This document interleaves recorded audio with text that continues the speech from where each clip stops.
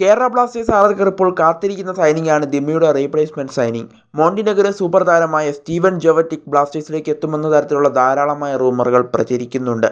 എന്തായാലും കേരള ബ്ലാസ്റ്റേഴ്സിലേക്ക് താരം എത്തുമെന്നുള്ള പ്രതീക്ഷയിലാണ് ബ്ലാസ്റ്റേഴ്സ് ആരാധകർ. എന്തായാലും അത്യാവശ്യം മികച്ച പ്രകടനം തന്നെയാണ് ഈ താരം നടത്തുന്നതെന്നാണ് മനസ്സിലാക്കാനായിട്ട് സാധിക്കുന്നത്. ഇതിനു മുമ്പ് മാഞ്ചസ്റ്റർ സിറ്റിക്ക് അടക്കം താരം പന്ത് തട്ടിയിട്ടുണ്ടെന്നാണ് മനസ്സിലാക്കാനായിട്ട് സാധിക്കുന്നത്. എന്നാൽ മാർക്കസ് മുർഗലാവു താരം ബ്ലാസ്റ്റേഴ്സിലേക്ക് എത്തുമോ എന്നുള്ള ചോദ്യത്തിന് മാർക്കസ് പറഞ്ഞത്, എനിക്ക് ഈ വാർത്ത കൺഫേം ചെയ്യാനായിട്ട് സാധിച്ചിട്ടില്ല, എനിക്കിത് പറയാനായിട്ട് സാധിക്കില്ല എന്നുള്ളൊരു കാര്യമാണ്. എന്നാൽ ഇപ്പോൾ ആരാധകർക്ക് അറിയാൻ ആഗ്രഹിക്കുന്ന ഒരു കാര്യമാണ് താരം ബ്ലാസ്റ്റേഴ്സിലേക്ക് എത്തുമോ എന്നുള്ളൊരു കാര്യം. എന്നാൽ അതറിയാൻ വേണ്ടി കഴിഞ്ഞ തവണ ബ്ലാസ്റ്റേഴ്സ് ഇദ്ദേഹത്തെ സ്വന്തമാക്കാൻ ശ്രമിച്ചിരുന്നു കഴിഞ്ഞ ISL സീസണിൽ. എന്നാൽ താരം ബ്ലാസ്റ്റേഴ്സിലേക്ക് വരാൻ താല്പര്യപ്പെട്ടിരുന്നില്ല. അന്ന് ഫെബ്രീസിയോ റൊമാനോ എന്ന് പറയുന്ന ഇറ്റാലിയൻ ഫുട്ബോൾ ജേർണലിസ്റ്റ് ഈ വാർത്ത പങ്കുവച്ചിരുന്നു.